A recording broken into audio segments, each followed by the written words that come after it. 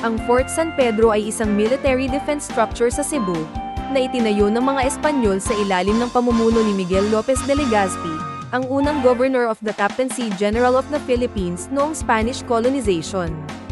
Ang petsa ng pagtatayo ng Stone Fort ay hindi tiyak, bagamat may mga nagsasabi na ang isang Jesuit na si Antonio Campioni ay nagtayo nito noong 1630.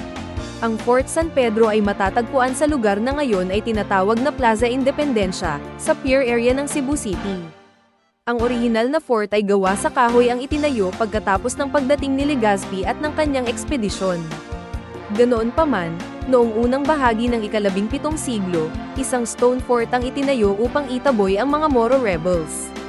Natuklasan din sa fort na ang mga gates nito ay nagtataglay ng petsang 1738. Ang istruktura ngayon na nagmula noong 1738, ay ang pinakalumang triangle-shaped fort sa Pilipinas. Ito ang nagsilbing nucleus ng unang paninirahan ng mga Espanyol sa Pilipinas. Ang tatlong baluarte ay pinangalan ng La Concepcion sa bandang Timog Kanluran, Ignacio de Loyola sa Timog Silangan at San Miguel sa Hilagang Silangan. Ito ay may kabuuang lawak sa loob na 2,025 metro kwadrado o 21,800 square feet. Sa panahon ng Rebolusyong Pilipino sa pagtatapos ng ika-19 na siglo, ito ay sinalakay at kinuha ng mga revolusyonaryong Pilipino at ginamit ito bilang isang stronghold. Naitala sa kasaysayan na ang fort ay sumailalim sa malalaking pagsasaayos noong huling bahagi ng ika-19 na siglo bilang bahagi ng isang programa sa pagtatayo at mapaganda muli ang Cebu. Ang tagumpay ng mga Amerikano sa pamumuno ni Commodore Dua sa labanan sa Manila Bay noong ika-1 ng Mayo, 1898 ay nagmarka ng pagtatapos ng panahon ng mga Espanyol sa mga isla ng Pilipinas. Ang fort noon ay isinuko ng mga Kastila sa mga revolusyonaryong Cebuano. Ang Fort San Pedro ay naging bahagi ng American Warwick Barracks noong panahon ng rehimeng Amerikano. Mula 1937 hanggang 1941 ang kwartel ay ginawang paaralan kung saan maraming mga Cebuano ang nakatanggap ng kanilang formal na edukasyon.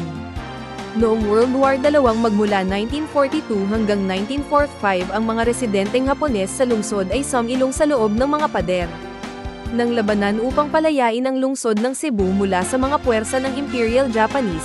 Ang fort ay nagsilbing emergency na ospital para sa mga nasugatan. Nang matapos ang digmaan, bagamat marami na ang nasira sa fort, ang upper deck ng fort ay ginamit para sa iba't ibang opisina. Una, bilang isang klinika ng City Health, bilang opisina ng Presidential Arm at Community Development, pagkatapos ay ginamit bilang opisina ng City Public Works Unit ang natirang bahagi ng Lieutenant's Quarter. Mula 1946 hanggang 1950, ang Fort San Pedro ay isang army camp. Pagkatapos ng 1950, kinuha ng Cebu Garden Club at inayos ang panloob na bahagi at ginawa itong maliit na hardin. Bandang 1964, nabigyan pahintulot ng konseho ng lungsod ang The Lamplighter, isang relihiyosong sekta, upang pamahalaan ang isang zone na tinutustusan ng lungsod sa loob ng patio ng fort. Noong 1968, ang facade, quarters at mga dingding ng orihinal na istruktura ng Fort San Pedro ay nasira at ang 2 tore lamang ang nakikilala. Ang mga plano para sa pagpapanumbalik ng fort ay sinimulan, at ang zoo ay inilipat sa ibang lugar. Ang mga plano para sa pagpapanumbalik ng fort ay nakumpleto ng arkitekto na si Leonardo Concepcion. Ang proyekto ay magkatuwang na pinondohan ng Board of Travel Industry na ngayon ay Department of Tourism, ang Cebu City Government, at ng Cebu Zonta Club. Sa kasalukuyan, ang fort ay nasa ilalim ng pangangalaga at pangangasiwa ng pamahalaan ng Cebu City, bilang isang makasaysayang parke sa ilalim ng City Executive Order No. 0887 ng ika-20 ng Pebrero taong 2008. Gayunpaman, ang kinatitirikang lupa ng fort pag-aari ng Department of Environment and Natural Resources. Ang fort ngayon ay nagtatampok ito ng gateway, ramparts, at museo na puno ng mga artifact sa panahon ng Espanyol na nagpapakita ng kolonyal na kasaysayan ng Pilipinas. Isa ito sa mga pinakalumang tourist spot sa Cebu. Ang Fort San Pedro ay isa na ngayong masiglang historical park na nag-aalok ng tahimik na hardin at damuhan sa loob ng lungsod. Ang parke ay isang mahalagang link sa nakaraan, na patuloy na nagpapayaman sa komunidad ng Cebu City.